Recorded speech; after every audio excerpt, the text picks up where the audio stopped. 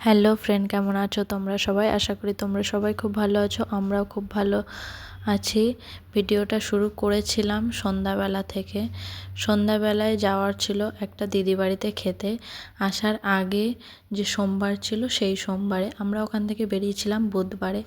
দেখো ওরা বাইরে গেছে আর আমি বেড টেড গুছিয়ে চলে এসেছি সোজা কিচেনে এসেছি। তার কারণ ভূমির জন্য রুটি বানাতে হবে। ভূমি রুটি খায় রাত্রে রাত্রে, ওই কারণে কিন্তু যেখানেই যায় না কেন ওর জন্য রুটি বানিয়ে হয় নিয়ে যায়, না হলে ওকে খাইয়ে তারপরে যায়।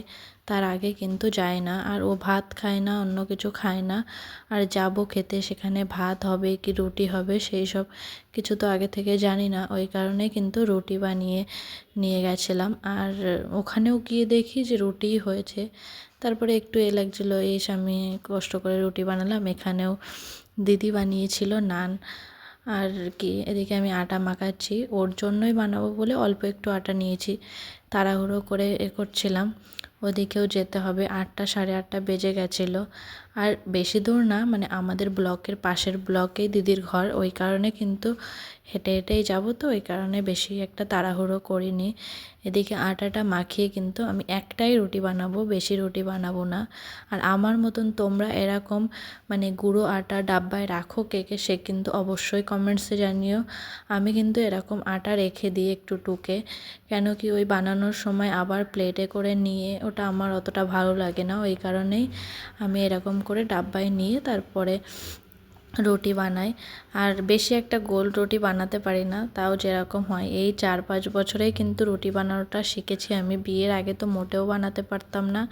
প্রথম যখন তোমাদের দাদা ভাইয়ের সঙ্গে গেছিলাম তখন হালকা পাতলা বানাতাম, এখন তাও মোটামুটি শিখে গেছি কোনো রকম। চলো দেখো, একটা বড় সড়ো রুটি বানিয়ে নিলাম। ও যেটুকু খাবে খাবে, বাকিটা রেখে দেবো, না কেউ খেয়ে নেবে। আর আমি কিন্তু মানে ওকে বাড়িতে খাওয়াইনি, রুটিটাই নিয়ে চলে গেছিলাম দিদিদের বাড়িতে, যেহেতু পাশেই বলে আর অত করিনি, হাতে করেই নিয়ে চলে গেছিলাম যে ওখানে বসে খাইয়ে দেবো। আর দিদি ফোন করেছিল, বলেছিল দুধ আছে, ওই কারণে আমি আর কিন্তু দুধটা নিইনি, যেহেতু ওদের বাড়িতে দুধ আছে, আবার দুধ বয়ে নিয়ে গেলে ভালো লাগে না। ওদিকে আমি রুটিটা বানিয়ে কিন্তু রেডি হতে চলে এসেছি। এই ড্রেসটাই পরে যাব, বেশি একটা মানে দূরে না, আর রেডি হতেও মানে মন চাইছিল না। আর সব কিছুই বেশিরভাগ প্যাকিং হয়ে গেছে বলে আমরা মানে খুব কম জিনিস নিয়ে যেটুকু আর কি ব্যাগে করে নিয়ে যাব সেইটুকুই কিন্তু ড্রেস বাইরে ছিল। আর বাকিটা মানে ভালো ড্রেস সব কিন্তু প্যাকিং করে দিয়েছি।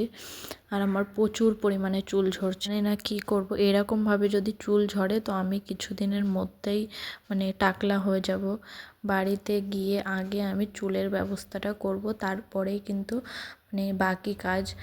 চুলে স্পা না হলে মানে স্মুথনিং কিছু একটা করাতে হবে।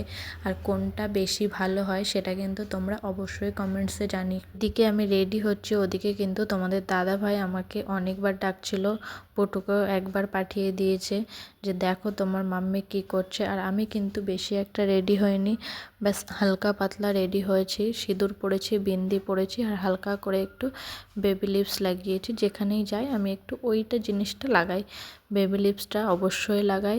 জানি না কেন ওটা না লাগালে আমি নিজেকে আর কি বেশি একটা কমফর্টেবল ফিল করি না, তো হালকা করেই লাগাই বেবি লিপসটা। তারপরেও মানে তোমাদের দাদা ভাইয়ের অসুবিধা। আর দেখো মন টন একটু খারাপ ছিল যে এখানে 3টে বছর থাকলাম, 3 বছর থেকে চলে যাব। এই জিনিসটা সত্যি খুবই মানে কষ্টদায়ক একটা। জানি না মানে আমার মতন যারা কোয়ার্টারে থাকে তাদের কতটা কি কষ্ট হয়। পাঠানকোট থেকে এসছিলাম, ওখানে পুরনো বন্ধু বান্ধব ছেড়ে, তো একটু কষ্ট হয়েছিল। তারপরে এখানে এসছি, এখানে নতুন বন্ধু বান্ধব মিলেছে, তো এখানেও মানে কষ্টটা হচ্ছে আর কি। কিন্তু কি আর করার, সেই সব কষ্ট মনে রেখে তো যেতেই হবে। দেখো আমি কিন্তু এখানে রুটিটা হাতে করে নিয়ে নিয়েছি, বলেছিলাম রুটিটা নিয়ে যাব, আর হাতেই নিয়ে নিয়েছি, পাশেই বলে ওই কারণে আর টিফিন বক্স নিলাম না। আর ভূমিকে কিন্তু ফুল বাজু ড্রেস পরিয়েছিলাম, ওখানে হালকা ঠান্ডা লাগছিল, মানে বাচ্চাদের একটু সর্দি জুখাম মানে হওয়ার ভয় থেকে কিন্তু ফুল বাজু ড্রেসটা পরানো। আর এদিকে দেখো পুটু কিন্তু গিফটটা নিয়ে নিয়েছে, পুটুর হাতেই দিই গিফটটা, আর কি জানা থাকুক ওরও যে মানুষকে কিভাবে গিফট দিতে হয়। আর আমাদের মতন কে এরকম বাচ্চার হাতে গিফট দাও সেটা কিন্তু অবশ্যই জানিও। আর দেখো আমি এসে দিদিদের কিচেনে আগে চলে এসেছিলাম রুটিটা নিয়ে, একটা প্লেট নেব তার জন্য। প্লেটটা নিয়ে আমি কিন্তু ভূমিকে খাইয়েও দিয়েছিলাম, সেই সব আর ভিডিও করা হয়নি। আর খাওয়াতে খাওয়াতে অনেক রাত হয়ে গেছিলো, তার জন্য কিন্তু আমরাও সবাই মিলে একসঙ্গে খাবো বলে বসে পড়েছিলাম একসঙ্গে। এটা দিদিদের হলটা কেমন মানে সবার সেমই, আর ওই একটা বেডরুম আর এই একটা বেডরুম, দিদিরা কিন্তু এই বেডরুমটায় থাকে না।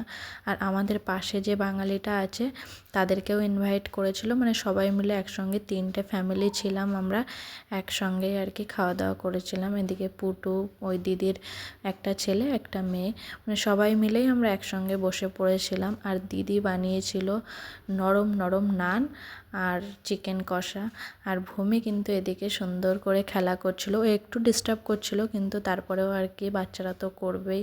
খেয়ে দিয়ে দেখো আমরা কিন্তু চলে এসেছি। এদিকে আমি ভীষণ ক্লান্ত আর পুটুও এদিকে চলে এসছে। চলো তাহলে আজকের ভিডিওটা